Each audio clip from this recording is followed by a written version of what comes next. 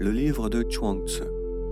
Les discussions entre Lao Tzu, Confucius, Yang-Tzu, Qiyu et les autres.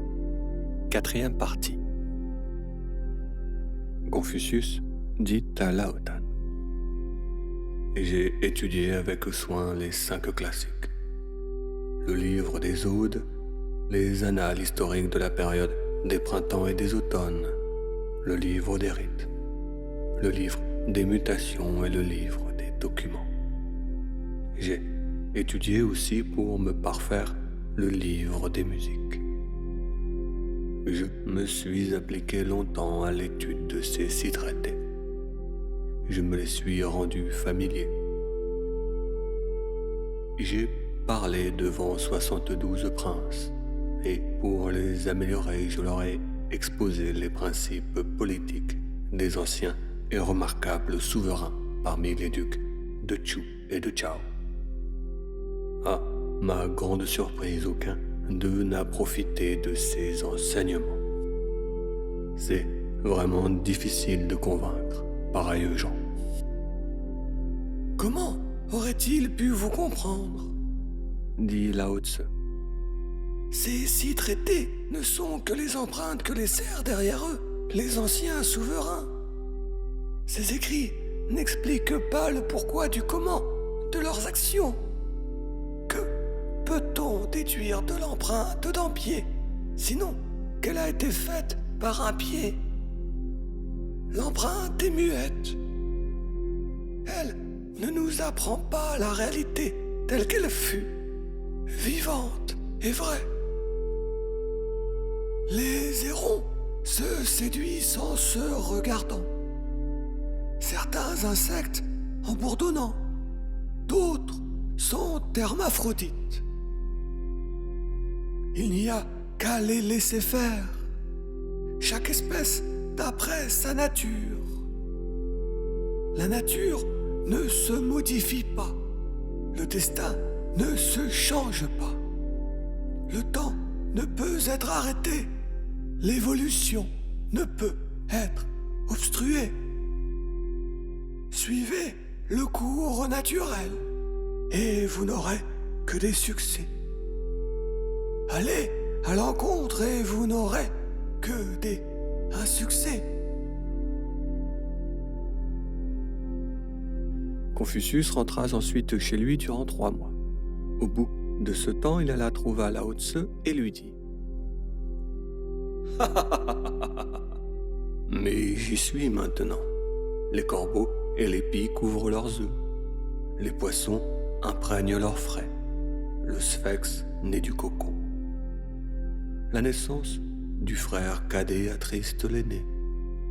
Voilà longtemps que moi, Qiyu, je me tenais à l'écart de l'évolution naturelle. Celui qui ne participe pas à la transformation, comment pourrait-il transformer les hommes? Oh, Qiyu, dit l'aîné de la famille des Li. C'est bien, tu as compris.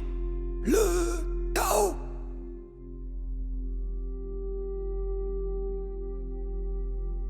Confucius était allé voir Lao Tan et le trouva assis immobile, plongé dans une profonde méditation, alors que sa chevelure séchait après s'être lavée.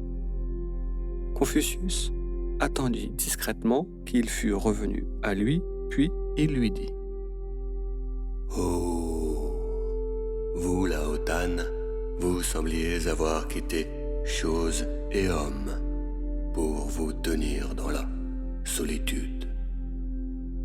Je n'ai pas osé vous interrompre. Oui, dit Lao Tan. Je m'ébattais dans l'origine des choses. Mais qu'est-ce que cela signifie? Demanda le cadet de la famille des Kong. Je suis encore mal remis, dit Lao Tan. Mon esprit fatigué n'est pas encore libre de penser. Ma bouche serrée peine à articuler. Je vais pourtant essayer de te répondre.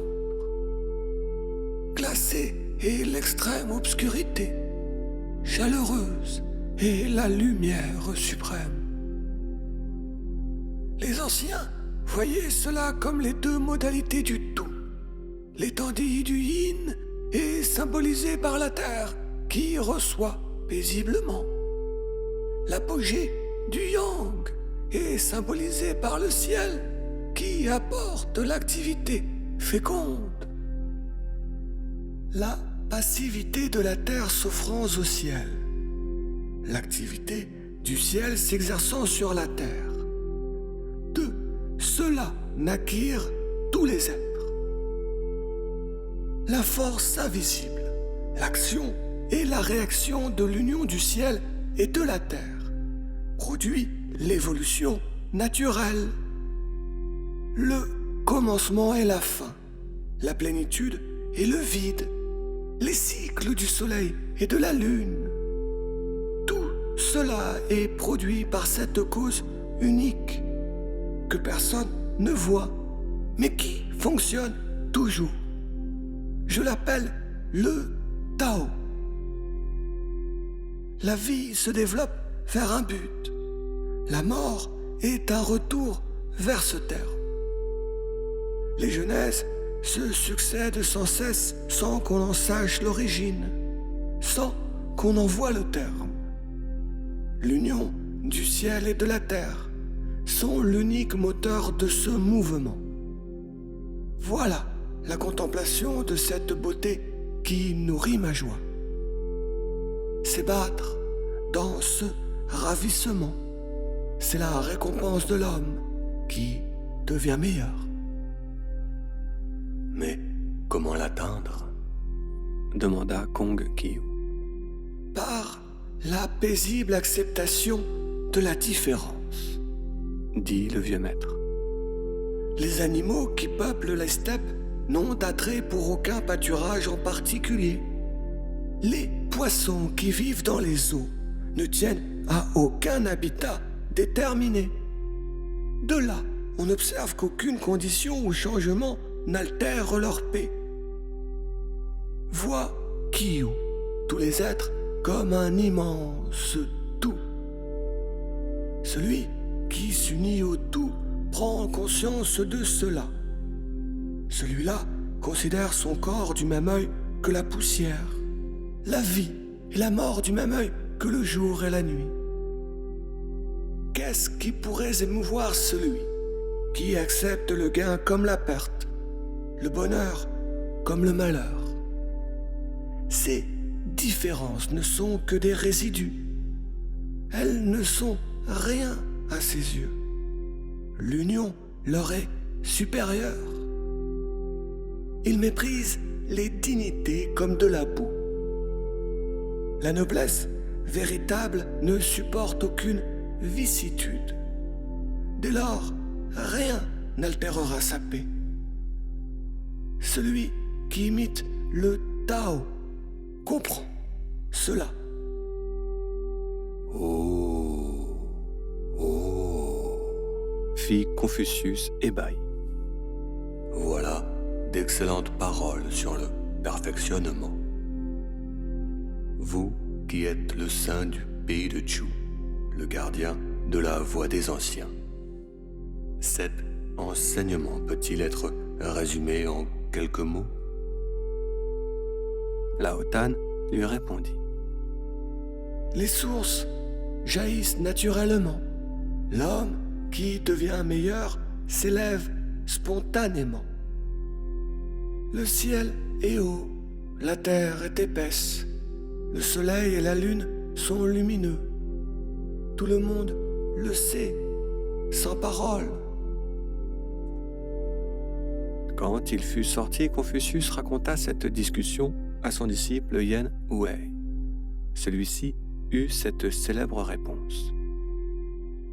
Maître Kong, jusqu'ici je ne connaissais du Tao que ce que peut connaître de l'univers une mouche à vinaigre, prise dans une cuve. Si vous, mon maître, n'aviez pas soulevé le couvercle, j'aurais toujours ignoré l'univers en sa grandiose intégralité.